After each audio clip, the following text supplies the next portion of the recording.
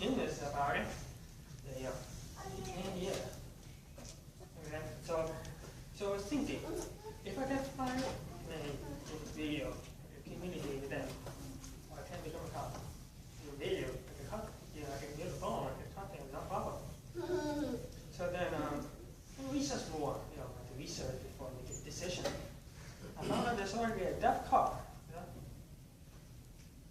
Where have you been all my life? Maybe? Yeah, they never did it. So I decided, try to get my go, get an interview, and finally they sent me in because the research can't say no because there's no law in Florida that say you can't. But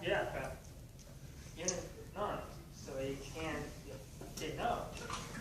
So I define certain class so far as it's just been separately now as my spring break. Just trying to read some training. I just finished my Deafness practice. Finished my exam, I passed.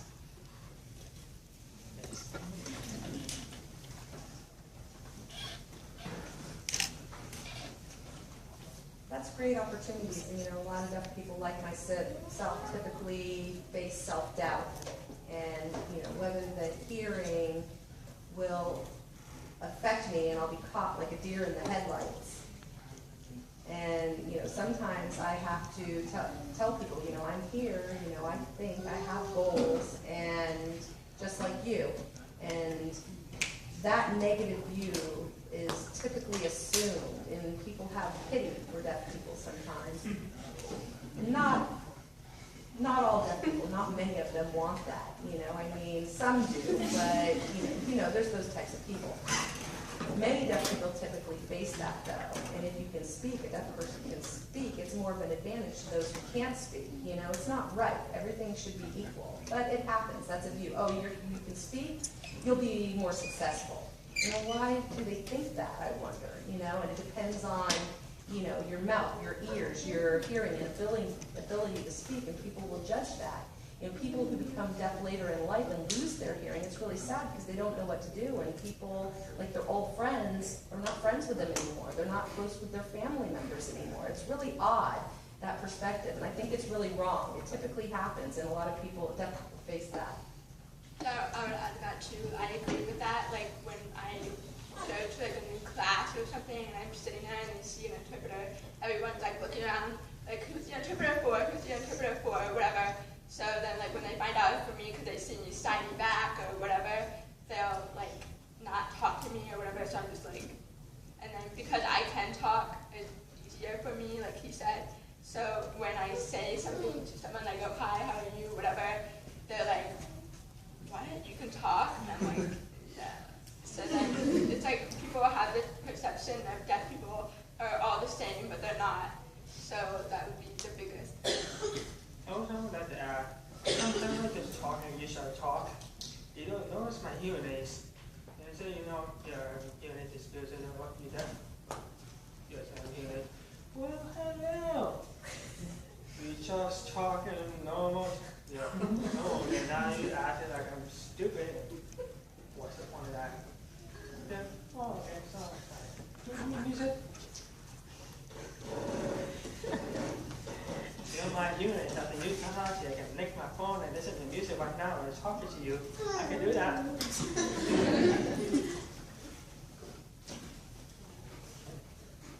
Well, when I was growing up, I hated being deaf. It was really hard to gain self-acceptance of who I was until later I realized that I needed to accept who I was. And an opportunity arose for me to teach a hearing person how to communicate, and I took advantage of that opportunity. And, at first it was a little bit of an awkward experience, but, it was an opportunity that I faced, and it really worked out. And personally, I love the Southwest. I fly a lot. And we would get a disability pass. And I used it. Me too.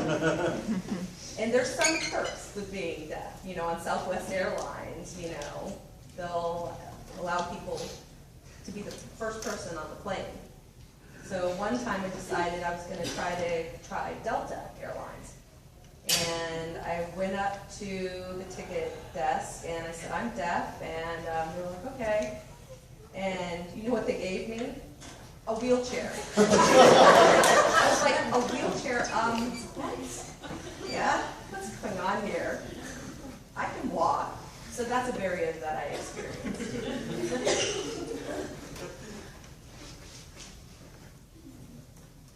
All right, next question. So some people have experienced things in the past, not so much anymore, but I'm wondering if you guys were punished for using sign language ever. No, not me, no.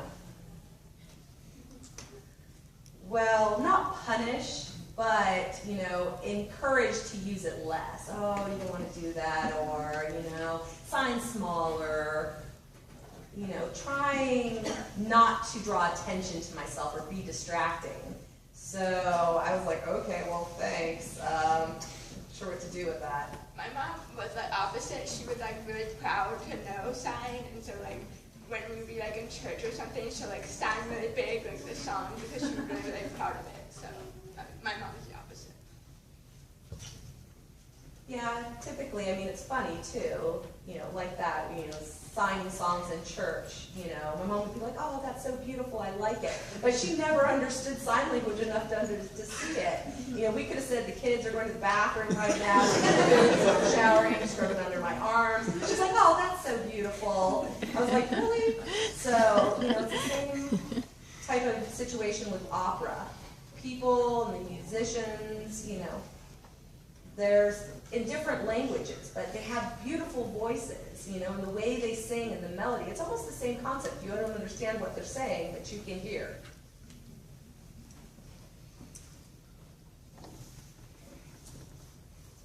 What is your perception, experience, or opinion about sign language methodology and speech and language pathology?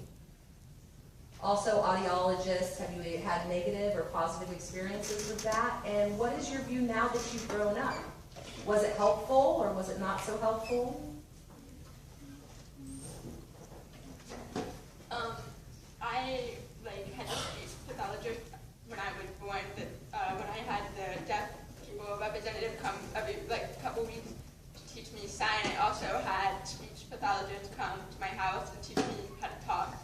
And I think it was helpful up until I was in 7th grade, and I was like, I'm done. I don't want to do this anymore. I'm finished. And my mom was like, fine. She was really acceptance of whatever I wanted to do. If I wanted to sign only, she accepted it. If I wanted to talk only, she accepted it. If I wanted to do both, she accepted it. So it was really nice to have both.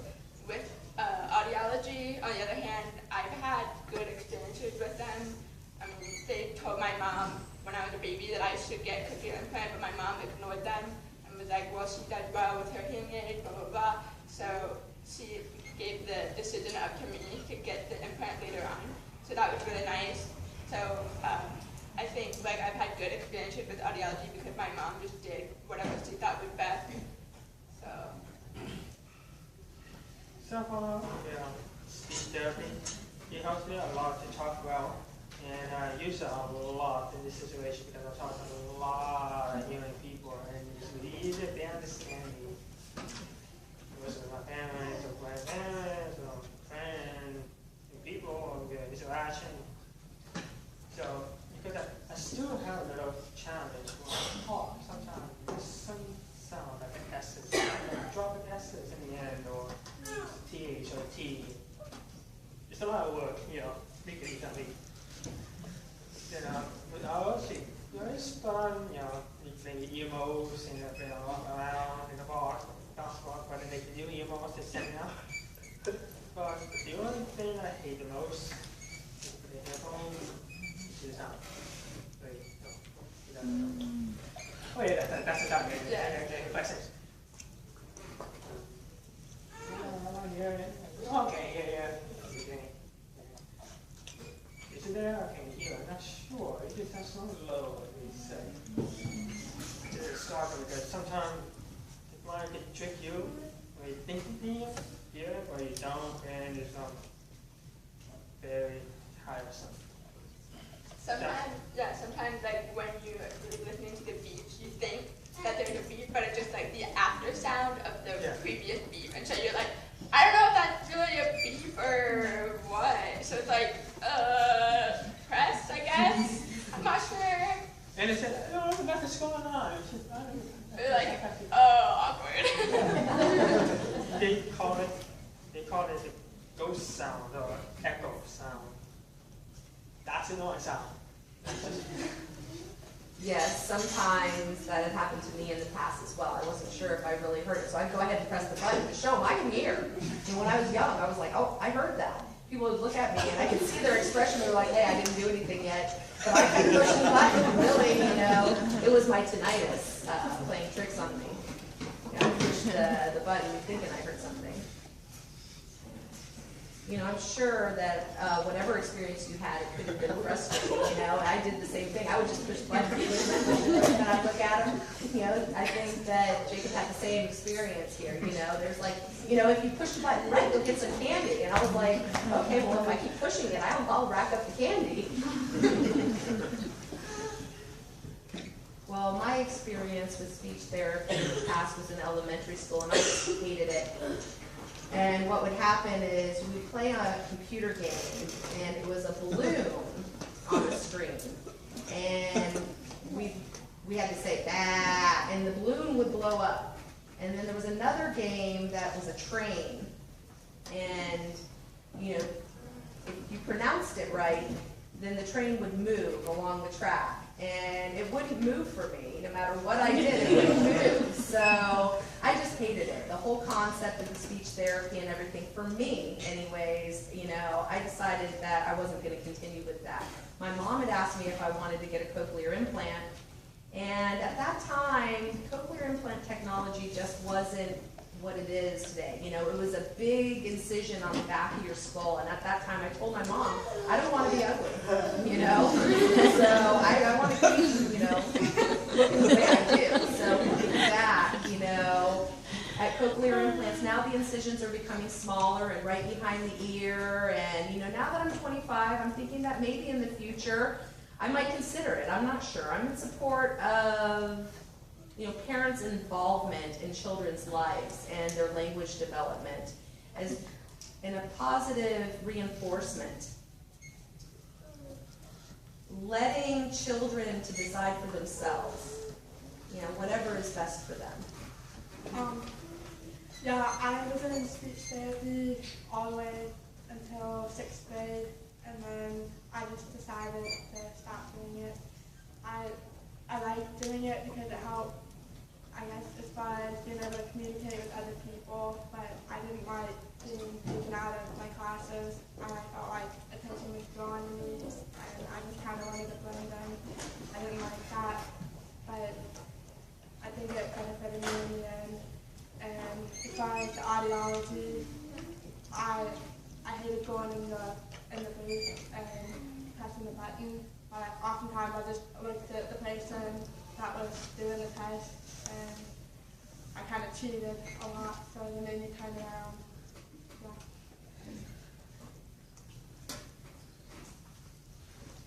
Okay, I want to ask you,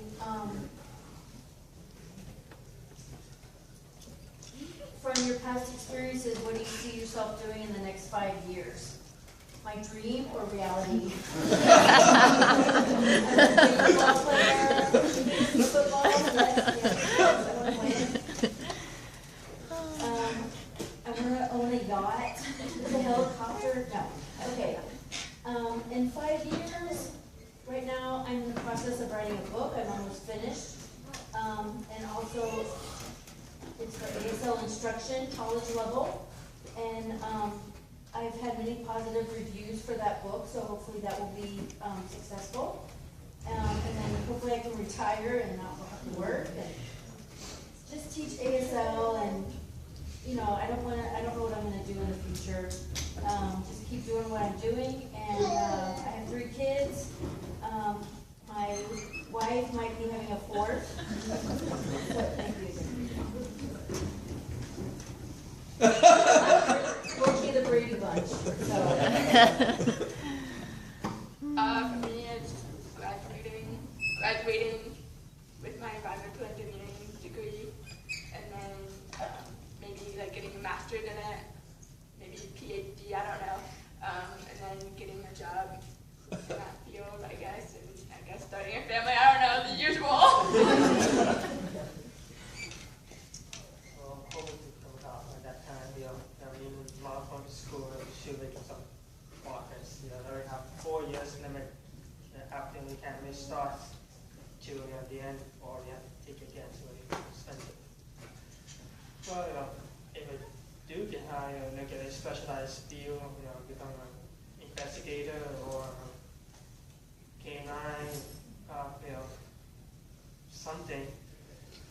But then also continue on the department of education and get more master's degree and so on and so on. Become a successful person.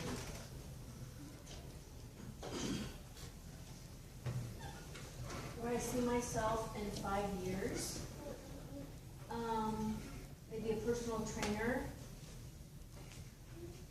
with a large number of clients. Right now I'm studying to become a certified personal trainer, and hopefully I can run a business.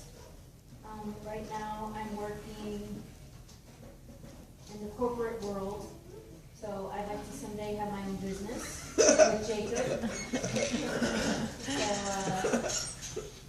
I have a master's degree, and I might start my PhD. So I want to live out west, so because I tend to go with the flow, not really have a plan. So I hope to do maybe a forensic science medical examiner, and yeah, I like all of that nasty stuff.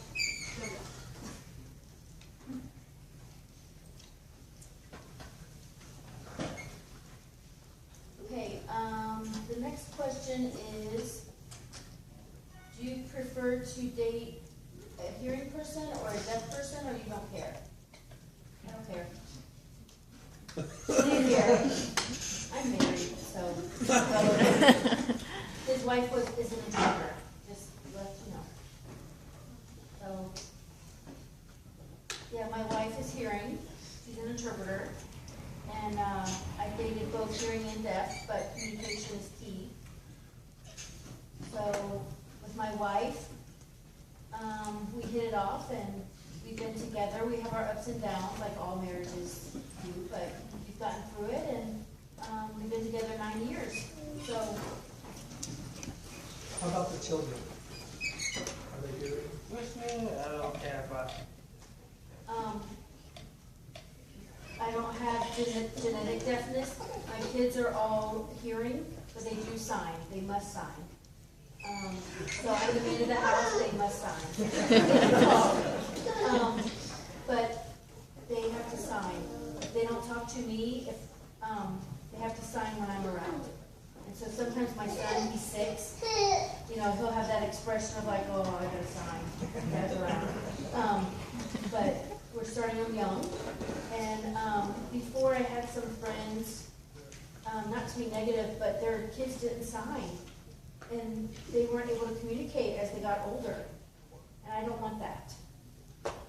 It's easy for them to talk, but, it takes effort to teach them sign language. And so we have to work with them, and I want them to be able to communicate with me. I want to be able to sign and communicate with them 100%. And I want them to be able to tell me anything. Imagine if they can't explain why they're crying or why they're hurt. So I want them to learn. Personally, I don't care which one, but I just have a wild hearing person and I'm also a deaf person, so therefore I can date with hearing people. And some make little effort to learn sign, but most of them don't make any effort to learn sign. So because usually I'm talking, it's not the end of the world. You have a hard time learning sign. Fine. You can talk.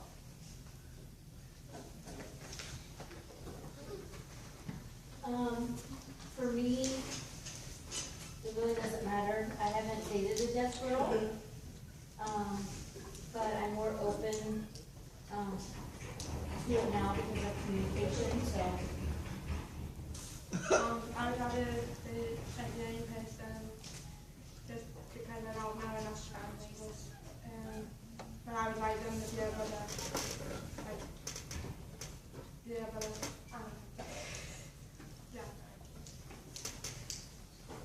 okay. All right. So let's open it up. If anybody has any specific questions or general questions, you can ask. Yeah.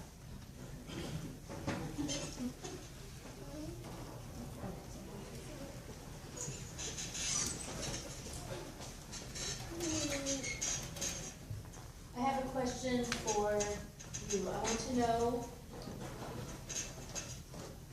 if you understand sign language. I can understand it, but I can't really like sound that as much.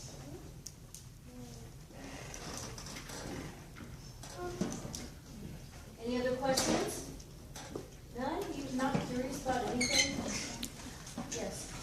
I'm learning sign language as a firefighter, and there aren't many firefighters that know sign language. I haven't met a single one. Do you know, like, the easiest way to learn baby steps wise? Because most of the deaf children that I run on, or most of the deaf patients that I run on are children, and their parents don't sign.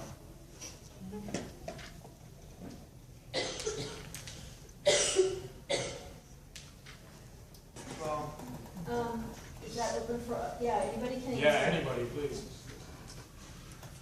because I'm in a law firm school, law firm also have the same issues. And we also merge with firefighters and panelists. And I was just told them that the basic thing, what the basic word is that, mostly interact without the deaf person. Just as, for example, if I'm an officer, you might come out to the police car, they just put always the most common word is that lie, speaking, and numbers, and just try to know what's the most common word that you would usually talk to the officer, and try to learn what's the most common reaction that you get back. If I can add, as far as your question, so you want to learn sign language, the most effective way is interaction with deaf people. It's easy to find here in Orlando. We can come to ASL Club, we have meetings, but interaction, I learned ASL about 3 years ago, 2 or 3 years ago. I learned it. I didn't take a class. I just hung out with some other deaf people. You can take a class, but interaction is the best. Just find a deaf person, become friends, meet with them, and then you'll learn the language. And I want to add to that, he's right, interaction is the best. But not all people have the patience. Some deaf people are not patient. So you can take a class, you can learn it that way. You can go to events, you can watch videos. There's tons of vlogs and videos on YouTube, or buy his book. Whoa, okay, again. But really, sometimes people lose interest after a time. It takes time to learn a language. Just like Spanish, you don't learn it right away. You have to pick it up and you have to keep the interest going. It's good to have support like a friend. If you're by yourself, it can be tough. But if you have a friend or somebody to share that experience with, then that helps. And I encourage people to partner up. And that way they get comfortable signing to each other. They can sign outside of class and, use the language. Also, when in law firm school, my fellow groups, I try to teach them sign, so also can learn basic sign. They learn for first 2 days and then just a couple of it. It's like you have an opportunity with a person who knows sign really well and you don't want to learn. What happens if you interact with that person and you don't know what they're saying? Sometimes you have to put it, get down, you don't know. It's too hard to read this. You read this and, sometimes we lose the word not all that people use. Maybe right back forth, but not all everybody knows perfect English or understand perfect English. It's a shock and you don't want to call on the interpreter because how many interpreters are allowed here? It's hard. It's hard. It's a lot of struggle and sometimes law firm is just let go because too much complication or clients that are life is on risk and you need help with first aid. You don't know what to do because they can't tell you how much hurting and you point it out, but you don't know what details it bleed or something more in depth. So if you want to learn, you have to dedicate yourself to try to learn something. If you can't learn full sign, there's some words, if they say you're really up that person, some sign. Maybe you can work with this person. You know what I mean? Any other questions? And let me add, sometimes people feel like they can't, or I can't do that, I can't do that, it's too much, it's too much. That attitude can be a problem too. So you can. You have a brain. You can learn a language. My parents always said that, I can't sign, I can't. My fingers don't work. I was like, please, yes. You use them every day, so yes. But sometimes the attitude, maybe being lazy, but each individual is different. So it's important that they want it to be less work. They don't want to put in the time, but you have to. And so you've got to roll up your sleeves and go at it. Those who do go at it, they are successful. And anybody can learn sign language. That's my opinion. Anybody can.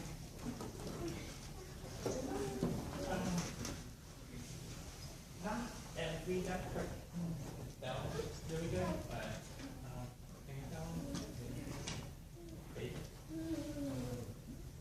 for learning sign language, if you're with a deaf person, you want to hang out with them, if you don't know the sign, you can tell them. And then you'll learn it in time. So finger spelling on top of that is a good thing to learn. You can learn that on the internet. Just type in ASL or tutor, anything. There's a lot of videos on how to finger spell, how to sign, words. It's all over the internet. You just have to type in ASL. And it's free too.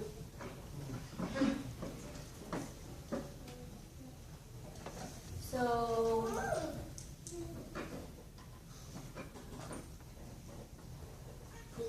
say it again. Stand up so the interpreter can see you. Do you dream in sign language? When you sleep, do you dream in sign language or do you hear? In my dreams, sometimes I can talk very fluently. Sometimes I wake up and I'm signing in my sleep, so it varies. Now I'm going to say talk. Same as real life. Like the real life situation. Sometimes I can block. I think it depends on the situation of my dream. I don't really know. I don't remember a specific situation where I did sign or I did talk. I just do whatever I guess. I don't know. I think it's like telepathy. But just that, just that code of, reading somebody's mind. So, you? It's just normal talking. Yeah, of course. You never know. You never never know, maybe you do dream in sign language, who knows? So, I talk in my dreams, I don't know why, but, any other questions? No other questions? Other questions or what? I dream in sign language a lot. Question?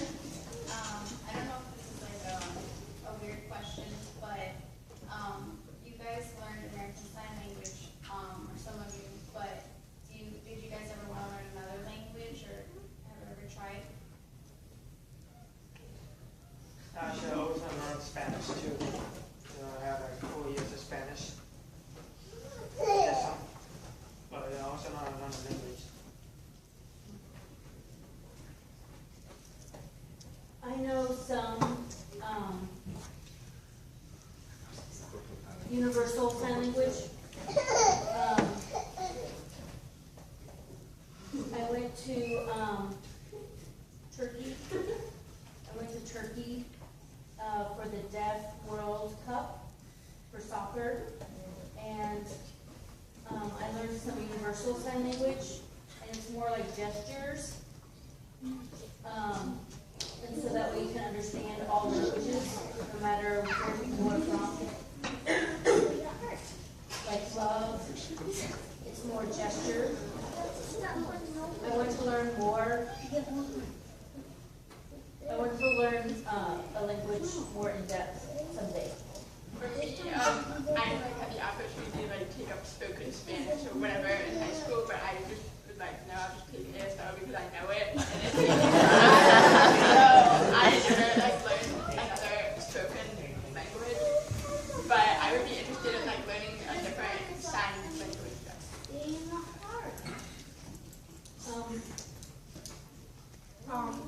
Yeah, in high school they made me take Spanish, but if I had the opportunity, I would take sign language because it was really challenging for me because of like all of the different pronunciation and everything, and I couldn't differentiate between a lot of the ways, so I just had to guess and hope that I chose the right way.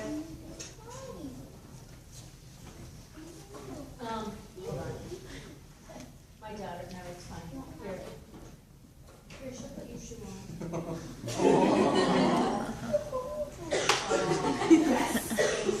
Okay. I took a Spanish class. At first, I went to college in California, in Northridge. And I took Spanish class because I wanted to learn a language. And so I sat there, and the teacher was good, but they said, well, you have to hear, you have to talk. And so it was hard to write and to listen, and the teacher really did give me the opportunity to learn. But I would like to learn another language, yes. I think that would be cool to learn Spanish. Some of these Spanish linguistic rules are the same as ASL. And so I think it would be easy to pick up and fun.